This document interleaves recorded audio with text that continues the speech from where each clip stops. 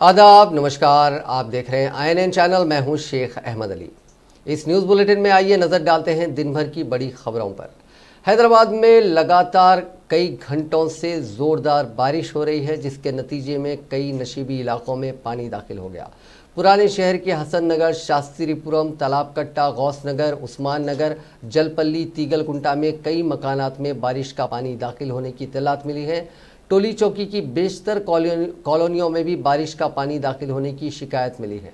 Greater Hyderabad municipal corporation के अहदेदार शहर में बारिश के पेश नज़र चौकस हो गए हैं। खस्ता हाल और बोसीदा इमारतों को मुनहदम करने का काम किया जा रहा है। मीरपेट, बालापुर की कई कॉलोनियों की सड़कों पर पानी जमा हो गया है, जिससे राहगीरों को मुश्किलात का सामना करना पड़ रहा है। एबिड्स और नामपल्ली के इलाकों में ट्रैफिक जैम देखी गई, क्योंकि MJ मार्केट की रोड को बेगम बाजार नाले की तोसी के कामों की वजह से बंद कर दिया गया है। बेगम बाजार रोड, आगापुरा रोड और गौलीगुड़ा की रूट्स पर बड़े पैमाने पर ट्रैफिक जैम की सूरत हाल पैदा हो गई है। डबीरपुरा में एक मकान के गिरने की खबर है। इस मकान के निज़ाम में किसी के ज़ख्मी होने की खबर नहीं है। वहीं टोली चौकी के नदीम कॉलोनी में राहत के कामों के लिए कश्तियों का इस्तेमाल किया जा रहा है।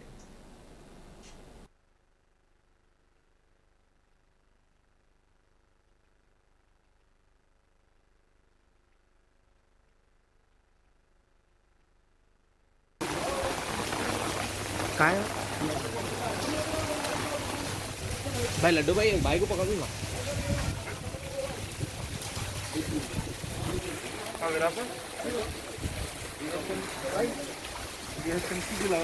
तो हम लोग यहाँ पे आके हमारे एरिया के मोहल्ले के लोगों भाई से और थोड़ा लाइट मारी कर रहे हैं। थोड़ा आप एक से भाई माइक खरीद लो। माइक गिर खरीद सकता, ज़्यादा गिर गया, एक दो दीवार गिर गया और भी गिर सकता। ज़्यादा उनको जो है सो बाजू जो है फिक्स कर रहे हैं। तो आप इमीडिएट ये देख के जो है सो यहाँ पे कैसा है इसका जो है रेस्टोरेशन और फिर जो है क्या कर सकते हैं उसमें आके जो है। हाँ, मिस्टर वालों को भी इतला दे दी है। आप आके जो है भाई बोले inspection जो है करिए। बोलने में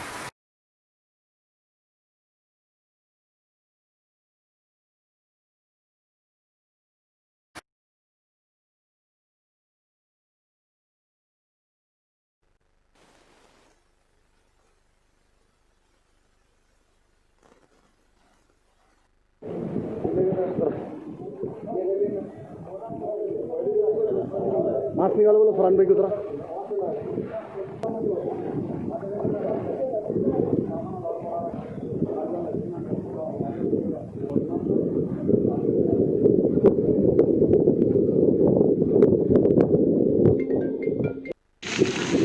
जनाब मौसम साहब की बेड़े निगरानी में कश्तियों का बंदोबस्त किया गया है।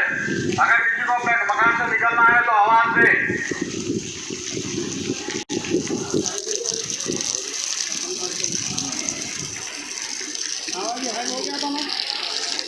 गाड़ी ने वीडियो नेटवर्क जनाब मौसम साहब की बेड़े निगरानी में कश्तियों का बंदोबस्त किया गया है। अगर किसी को अपना मकान छोड़ना है तो आवाज दे।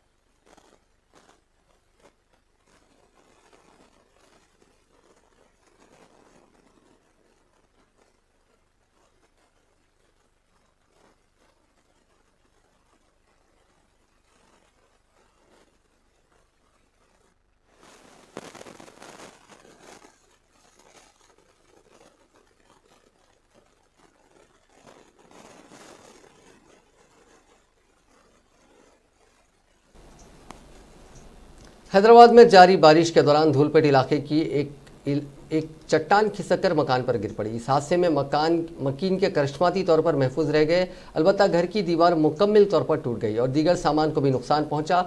आज सुबह 10 बजे यह हादसा पेश आया। वाज़ेह रहे कि शहर में 2 रोज़ कबल बारिश के दौरान मकान मुनहदिम होने के नतीजे में एक ही खानदान के 2 अफराद जाँ बहक हुए थे, जबकि कल मुशीराबाद इलाके में दीवार गिरने से 7 साल की एक बच्ची हलाक हो गई थी।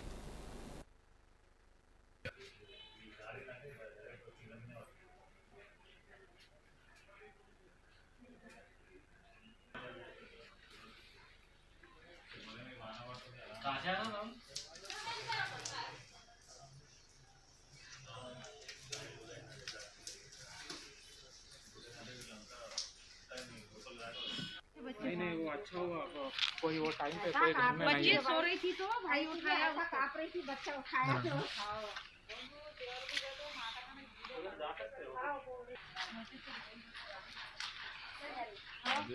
रिक्शा ऊपर से कभी भी कुछ भी आ सकता है साहब, अपने को भी नहीं मालूम, वो पुलिस वाले कहते। राकेश भाई कुठून मग आता फोटोज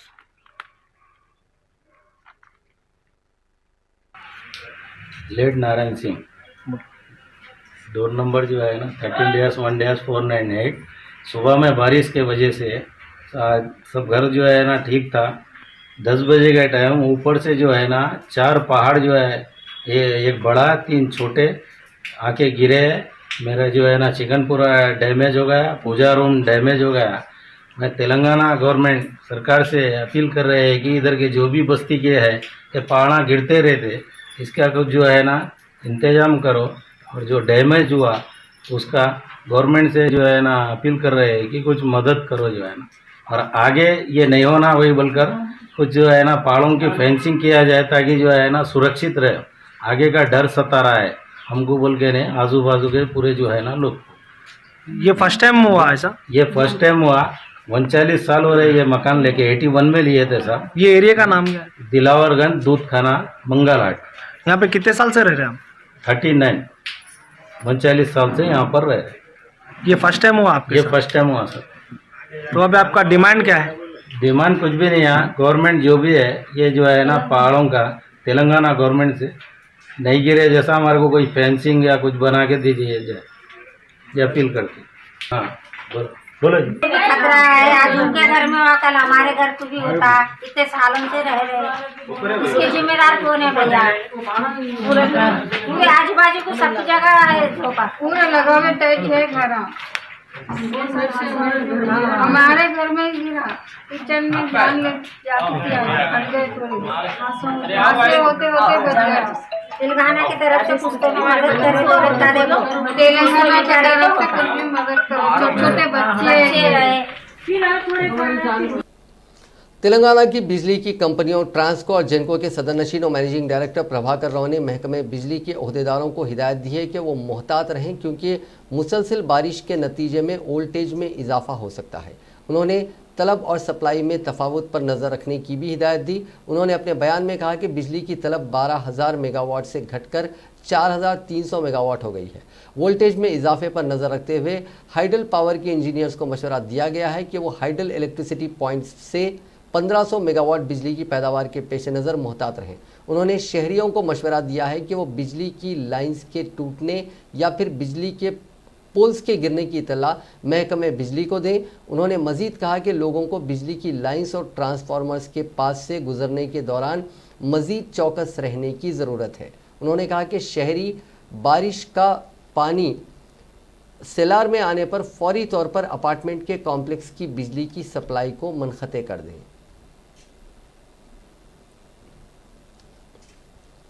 तेलंगाना कानून साज असेंबली में आज greater Hyderabad municipal corporation GHMC तरमीमी बिल को मंजूरी दे दी गई, जिसके जरिए GHMC काउंसिल में 50% नशिस्तों को खवातीन के लिए लाजमी करार दे दिया गया है। अगरचे कि रियासती हुकूमत ने इस सिलसिले में क़ब्ल-अज़ीं अहकाम जारी किए थे और पेशरव इंतखाबात में भी खवातीन के लिए 50% रिजर्वेशन फराहम किए थे।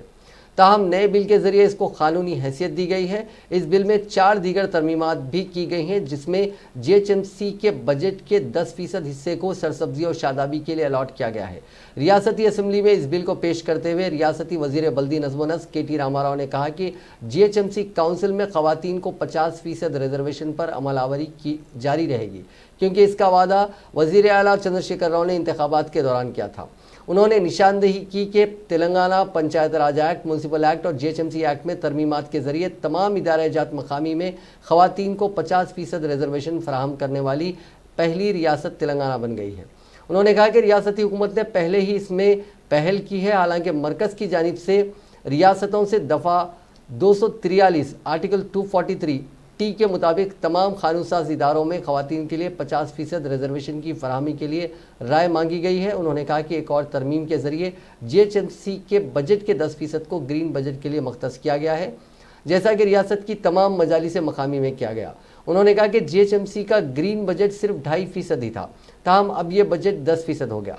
फॉरेस्ट रिसर्च इंस्टीट्यूट ने हाल ही में एक रिपोर्ट दाखिल करते हुए कहा कि रियासत में सरसब्जी और शादाबी में 6 से 7% का इजाफा हुआ है, जो रियासती हुकूमत के मुनासिब इक़दाम का नतीजा है। उन्होंने कहा कि लगाए गए पौधों के तहफ़्फ़ुज़ की जिम्मेदारी मुंतखबा अवामी नुमाइंदों और ओहदेदारों की होगी। एक और तरमीम के ज़रिए 4 कमेटियों की तश्कील के ज़रिए GHMC के इलाकों की बल्दी हुक्मरानी मेन शहरों के इश्तराक की तजवीज़ रखी गई है। हर डिवीज़न के लिए एक कमेटी होगी जिसमें नौजवान मोमर शहरियों, ख़वातीन और सरकर्दा शहरियों को शामिल किया जाएगा। ये कमेटियाँ मिलकर 15,000 शहरियों की फ़ोर्स तैयार करेंगी, जिसके ज़रिए सरसब्जी और शादाबी में इजाफा होगा। सॉलिड वेस्ट मैनेजमेंट का काम किया जाएगा। सरकारी अराजियात पर गैर मजाज कब्ज़ों को बर्खास्त किया जाएगा। प्लास्टिक के इस्तेमाल को कम करने के लिए बेदारी पैदा की जाएगी। खेल और दीगर सरगर्मियों को मुतालिका डिवीजन में फ़रोग़ दिया जाएगा। तेलंगाना के वज़ीर इंफॉर्मेशन टेक्नोलॉजी KT रामाराव ने कहा है कि शहर हैदराबाद अजीम तारीख का हामिल है।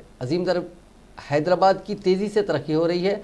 वज़ीर आला KCR की ज़ेर क़यादत अजीम तर हैदराबाद आलमी शहर के तौर पर तरक्की कर रहा है। ग्रेटर हैदराबाद म्यूनसिपल कॉरपोरेशन के तरमीमी बिल को असेंबली में पेश करने के बाद इज़हार ख्याल करते हुए उन्होंने कहा कि शहर हैदराबाद की बुनियाद 429 साल क़ब्ल डाली गई। 1869 में हैदराबाद म्यूनसिपालिटी कायम की गई। 1933 में चादरघाट म्यूनसिपालिटी बनाई गई। 1937 में जुबली हिल्स म्यूनसिपालिटी बनाई गई। 1945 में सिकंदराबाद म्यूनसिपालिटी बनाई गई। 1955 में हैदराबाद म्यूनसिपल कॉरपोरेशन कायम किया गया। HMC एक्ट के तहत कॉरपोरेशन का क़याम अमल में लाया गया था। हैदराबाद को तरक्की देने में पेशरव हुकूमतें नाकाम थी। नए क़वानीन लाने और शहर को तरक्की देने की कोई सोच वो नहीं रखते थे। ताहम TRS हुकूमत 5 क़वानीन में तरमीम कर रही है। 2015 में एक जियो के ज़रिए कॉरपोरेशन के इंतखाबात मुनक़िद किए गए थे और 50% ख़वातीन को रिजर्वेशन दिए गए थे। ख़वातीन को बाइख्तियार बनाने के लिए ये कानून साजी की जा रही है। చాదర్ఘాట్ అనే ఇంకో మున్సిపాలిటీ ఏర్పడింది. 37లో జూబ్లీ హిల్స్ ఒక మున్సిపాలిటీగా ఏర్పడింది. తర్వాత 1945లో సికింద్రాబాద్ ఒక మున్సిపాలిటీగా ఏర్పడింది. అంటే ఇవన్నీ కూడా స్వాతంత్రం రాకపూర్వమే హైదరాబాద్ స్టేట్లోనే ఈ 4 పట్టణాలు కూడా మున్సిపాలిటీలుగా ఆనాడు Hyderabad municipality, Chadarghat municipality, Jubilee Hills municipality, Secunderabad municipality పేరు మీద 1945 నాటికే భారతదేశానికి స్వాతంత్రం వచ్చే పూర్వమే 4 మున్సిపాలిటీగా ఉండేది అధ్యక్ష. తర్వాత స్వాతంత్రం వచ్చిన తర్వాత హైదరాబాద్ స్టేట్ ఒక ప్రత్యేక రాష్ట్రంగా 1948 నుంచి 56 వరకు 8 ఏళ్ల పాటు ఉన్న విషయం మనందరికీ కూడా తెలిసిందే అధ్యక్ష. ఆనాడే హైదరాబాద్ సెపరేట్ స్టేట్గా ఉన్నప్పుడే ఇంకా యునైటెడ్ ఆంధ్రప్రదేశ్ అంటే ఉమ్మడి ఆంధ్రప్రదేశ్ అనే రాష్ట్రం ఏర్పడక ముందే 1955లోనే హైదరాబాద్ మున్సిపల్ కార్పొరేషన్ ఏర్పడింది అధ్యక్ష. హైదరాబాద్ సంస్థానంలోనే హైదరాబాద్ ప్రత్యేక రాష్ట్రంలోనే ఆనాడు హైదరాబాద్ మున్సిపల్ కార్పొరేషన్ 1955లో ఏర్పడింది. చాదర్ఘాట్ అనే ఇంకో మున్సిపాలిటీ ఏర్పడింది. 37 तेलंगाना कांग्रेस के फ्लोर लीडर भट्टी विक्रमार्का ने कहा कि हुकूमत असेंबली इजलास आवाम के लिए नहीं बल्कि खुद के लिए मुनक़िद कर रही है। मीडिया से बात करते हुए उन्होंने कहा कि हुकूमत गलती पर गलती करती जा रही है। धरानी पोर्टल में काफ़ी नक़ाइस मौजूद हैं। भट्टी ने कहा कि KCR जल्दबाजी में इजलास मुनक़िद करते हैं और बिल्स मंजूर करवाते हैं। रियासत की आवाम के मसाइल पर बात करना ही नहीं चाहते। నాకెందుకో చాలా బాధగా అనిపిస్తూ ఉంది. ఈ సభలో అసలు కనీస సాంప్రదాయాలు కూడా పాటించట్లేదు. సభని ఓ పద్ధతి ప్రకారం సాంప్రదాయ ప్రకారం కూడా నడపలేనటువంటి పరిస్థితుల్లో చూస్తూ ఉంటే బాధ అనిపిస్తూ ఉంది. ఇదేం ధరణి పరిస్థితి. దాంతోపాటు GHMC ఎన్నికలకు సంబంధించి 33% OBCల రిజర్వేషన్, దానికి సంబంధించి స్పష్టంగా సభలో చెప్పాం. ఏంటి 1994లో 33% రిజర్వేషన్ ఓబీసీలకు ఉండేటట్టుగా ఆనాటి ప్రభుత్వం జీవో తీసుకొచ్చింది. అది 3 సార్లు అమలైంది. 2011లో ఒక వ్యక్తి ఎవరు హైకోర్టుకి ఈ 33% పెట్టడం వల్ల 50% అనే బెంచ్ క్రాస్ అవుతుంది, ఇది వద్దని చెప్పి ఆయన కోర్టుకు పోతే అప్పుడున్న రోహిణి గారు జడ్జి గారు ఇప్పుడు కూడా ఒక కమిషన్ హెడ్గా ఉన్నారు హైకోర్టులో జడ్జి గారు, అది కంటిన్యూ కావాలని ఇచ్చారు. దాని మీద మళ్ళీ ఆయనే బెంచ్కి వెళ్తే బెంచ్ ఏం చేసిందంటే స్టే ఇచ్చేసి వద్దో 33% 50% ఉండాలని వారు జడ్జిమెంట్ ఇచ్చారు. ఆ జడ్జిమెంట్ ఇచ్చిన దాని మీద డాక్టర్ వినయ్ గారు సుప్రీంకోర్టుకి వెళ్ళారు. సుప్రీంకోర్టుకి వెళ్తే సుప్రీంకోర్టులో వారు तेलंगाना असेंबली के मुहासरे की कोशिश पर कुछ देर के लिए कशीदगी देखी गई। बीजेपी और सीपीआई के साथ साथ बेरोजगार नौजवानों की जानिब से मुहासरे की अपील की गई थी, जिसके पेश नज़र असेंबली के करीब पुलिस का भारी बंदोबस्त किया गया था और पुलिस चौकस थी। जीएचएमसी के कानून में तरमीम के खिलाफ बीजेपी गरीबों के लिए डबल बेडरूम मकानात की तामीर के लिए सीपीआई और मुलाजिमत का नोटिफिकेशन जारी करने का मुतालबा करते हुए बेरोजगार नौजवानों ने असेंबली की इमारत के मुहासरे की अपील की थी। बाज़ बीजेपी के कारकुन अचानक असेंबली के करीब जमा हो गए, जिसके बाद चौकस पुलिस ने फौरी तौर पर उनको हिरासत में ले लिया। इस मौके पर पुलिस और उन कारकुनों के दरमियान बहस और तकरार और धक्कम-पेल भी हुई। पुलिस ने एहतजाजियों को हिरासत में लेकर वहां से मुंतकिल कर दिया। असेंबली के मुहासरे की अपील के पेश नज़र बाज़ अहम कायदीन को पुलिस ने घर पर नज़रबंद कर दिया। उनमें सीपीआई के लीडर चाड़ा वेंकट रेड्डी और दूसरे शामिल हैं।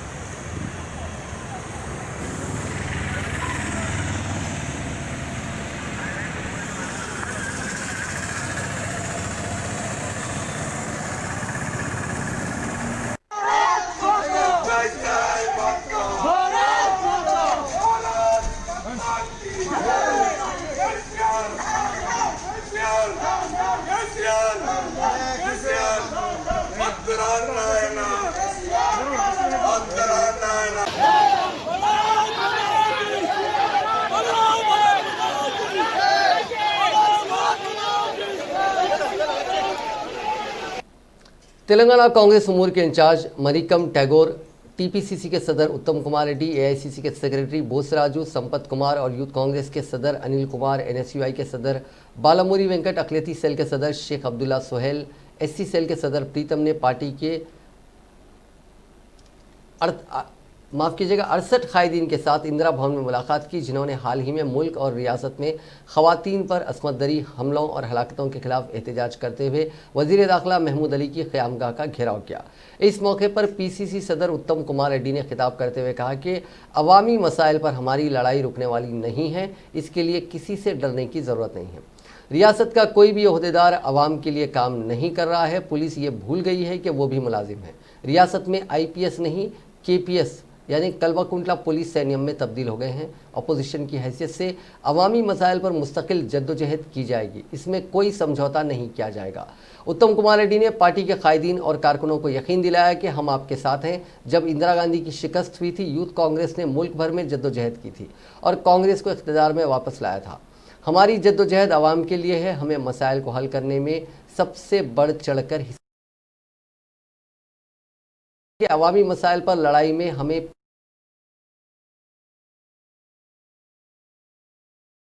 हमारे खिलाफ कितने ही मुकदमात क्यों ना दर्ज किए जाएं, आने वाली कांग्रेस हुकूमत तमाम मुकदमात वापस ले लेगी। हम अवामी मसाइल पर लड़ते हैं तो हमारे खिलाफ कानूनी चाराजोई की जा रही है और हमें जेल में बंद किया जा रहा है। टैगोर ने कहा कि हम अस्मत रेजी या ज़मीन पर कब्जा करते हुए जेल नहीं जा रहे हैं, बल्कि अवामी मसाइल से लड़ने के लिए हम जेल जा रहे हैं। इसके लिए हमें फ़ख्र करना चाहिए।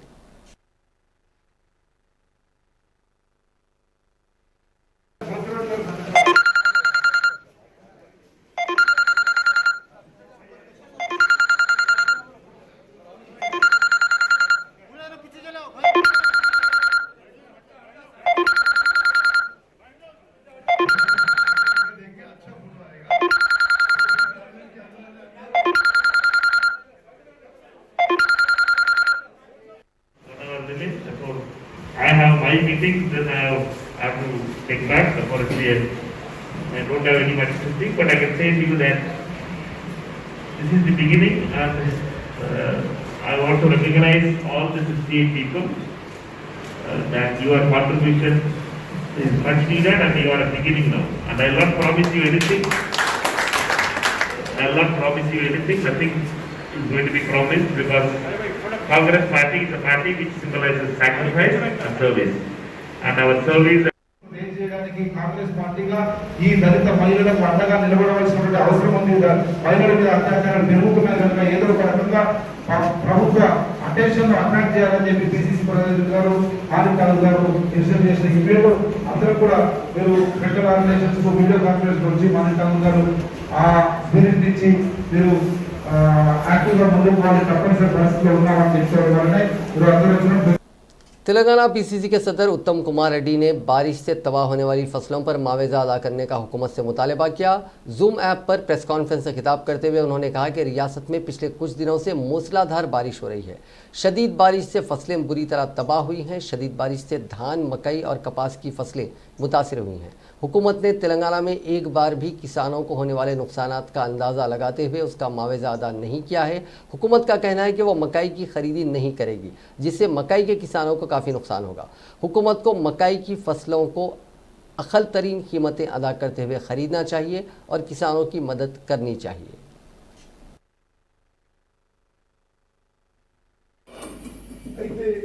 ఉదాహరణకి మల్కాజ్గిరి పార్లమెంట్ మీరు ముఖ్యమైన ఒక 300 పేర్లు రాయండి, వాళ్ళందరికీ మన ఎస్ఎంఎస్ పెట్టి ఇస్తామని. ఓకే, సిమిలర్లీ మీరు లేదా నాతో ఒక లెటర్ రాయించుకొని అందరికీ మీరు డెలివరీ చేసి ఇచ్చేస్తారు. ఎవరైనా ఇచ్చేసినా కోఆపరేట్ చేస్తామంటే నాకు చెప్పండి, వీళ్ళు మాట్లాడండి. సో ఇది మీ వరకు చాలా సీరియస్గా తీసుకోవాల్సిన ఎక్సైజ్. ఇప్పుడు క్యాండిడేట్ ఫైనలైజ్ చేయడం లేదు. ఎవరుకున్నాం అంటే వాస్తవం కూడా कैंडिडेट्स फाइनलाइज अब बात कोरोना वायरस की। दुनिया भर में कोरोना वायरस से मुतासरीन की तादाद आज 3,81,48,980 हो गई है, जबकि इस मोजी वायरस से अब तक 10,86,847 अफराद की मौत हो गई है। हिंदुस्तान में कोविड-19 के मुतासरीन का आंकड़ा 71,75,880 हो गया है, जबकि 1,09,856 अफराद हलाक हो चुके हैं। तेलंगाना में मुतासरीन की तादाद 2,14,792 हो गई है, जबकि 1,233 अफराद हलाक हो चुके हैं। तेलंगाना में पीर के रोज़ 1708 नए मामले सामने आए थे और 5 अफराद की मौत हुई। रियासत में फ़िलहाल 24,208 कोविड-19 मरीजों का इलाज चल रहा है। जगतियाल के रुकन assembly doctor Sanjay Kumar corona virus से मुतासिर हो गए हैं। आज वह असेंबली के इजलास में शिरकत के लिए हैदराबाद आए थे, जहां वह असेंबली में कोरोना का टेस्ट करवाया, जिसमें डॉक्टर संजय कुमार की रिपोर्ट मुस्बित पाई गई। ताहम उनमें कोरोना के कोई अलामात नहीं हैं। कोरोना वायरस से मुतासिर होने के बाद रुकन असेंबली ने टीआरएस कायदीन और गुज़िश्ता 5 दिनों से उनसे मुलाकात करने वालों को मशवरा दिया कि वो अपने अपने कोरोना टेस्ट करवा लें। रिपोर्ट मौसूल होने के बाद संजय कुमार हैदराबाद में ही आइसोलेशन में चले गए हैं। मोहब्बत से इनकार पर एक नौजवान ने नर्स को पेट्रोल डालकर जिंदा जला दिया। ये अंधोनाक वाक़या आंध्र प्रदेश के विजयवाड़ा शहर में पेश आया। लड़की ने उसकी शिकायत पर पुलिस से की थी, जिसके बाद पुलिस ने इस नौजवान की काउंसलिंग की थी और उसको इंतबाह भी दिया था। मुलजिम की शिनाख्त नागा बाबू के तौर पर की गई है। ये 20 साल नर्स विजयवाड़ा शहर के कोविड केयर सेंटर में काम करती थी। इसका ताल्लुक ज़िले कृष्णा के वसन्नापेट से था, जबकि मुलजिम लड़की के काम के मकाम के करीबी अपने दोस्तों के साथ किराए के कमरे में रहता था। इसका ताल्लुक ज़िले कृष्णा के श्रीरामपुरम गांव से है। वो गुज़िश्ता चंद माह से इस नर्स का ताक़ुब कर रहा था। उसकी हरासानी से तंग आकर लड़की ने गवर्नरपेट पुलिस से इसकी शिकायत की थी, जिसके बाद पुलिस ने इस नौजवान की काउंसलिंग की थी और इसको इंतबाह भी दिया था। बाद अज़ां लड़की ने अपनी शिकायत से दस्तबरदारी इख्तियार की। जब लड़की काम से अपने मकान वापस हो रही थी, तब मुलजिम ने इसका ताक़ुब किया और दोनों में बहस व तकरार हुई, जिसके बाद उसने नर्स पर पेट्रोल डालकर आग लगा दी। लड़की इस वाक़े में शदीद तौर पर झुलस गई और उसकी मौके पर ही मौत हो गई। इस वाक़े में मुलजिम भी झुलस गया। उसको इलाज के लिए सरकारी अस्पताल विजयवाड़ा मुंतकिल किया गया। एसीपी रमेश और इंस्पेक्टर सूर्यारावपेट पुलिस स्टेशन सूर्य नारायणा ने मकाम वाक़या का मायना किया। पुलिस ने इस सिलसिले में एक मामला दर्ज करके जांच शुरू कर दी है। तेलंगाना के जिले मुलुक में माओवादिस्ट के वॉल पोस्टर से सनसनी फैल गई है। इस पोस्टर में जो लाल सियाही से लिखा गया है, माओवादिस्टों ने तेलंगाना हुकूमत से मुतालबा किया है कि वो जंगल में पुलिस की तलाशी मुहिम को रोक दे। उन्होंने इंतबाह दिया कि पुलिस की तलाशी मुहिम ना रोकी गई तो टीआरएस लीडर भीमेश्वर राव की तरह हुक्मरान जमात टीआरएस के अलावा बीजेपी के कायदीन को निशाना बनाया जाएगा।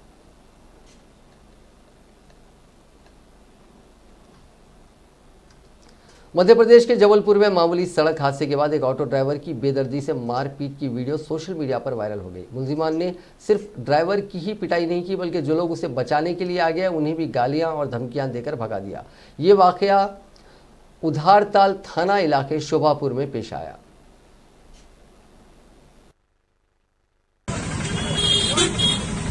मेरी भी गांठ तोड़ दी।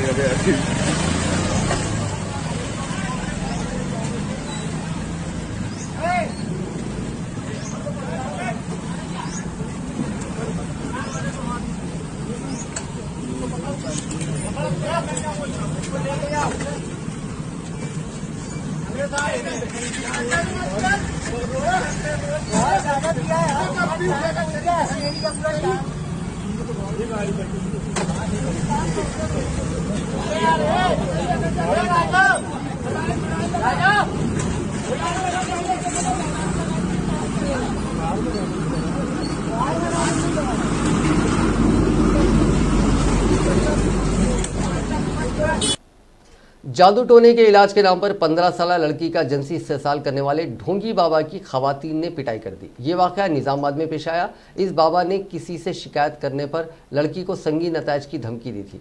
लड़की को पेट दर्द की शिकायत पर हॉस्पिटल मुंतकिल किया गया तो उसने नकली बाबा का भांडा फोड़ दिया, जिसके बाद खवातीन और लड़कियों के रिश्तेदारों ने इस बाबा की सरेआम लड़कियों के हाथों लातों और लाठियों से पिटाई की।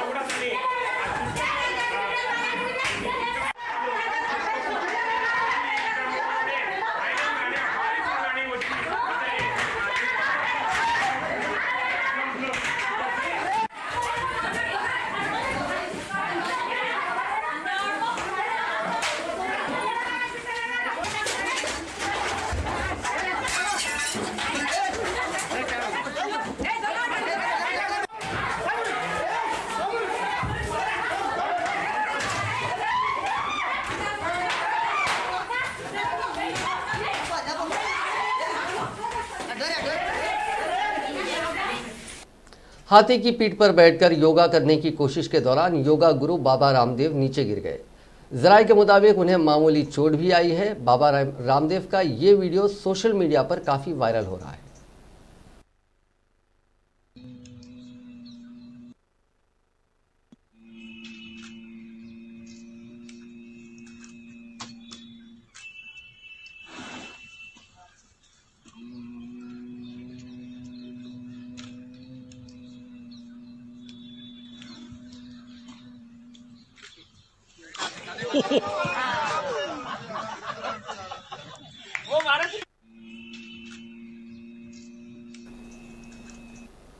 नाज़रीन, इस न्यूज़ बुलेटिन में बस इतना ही। देखते रहिए INN चैनल।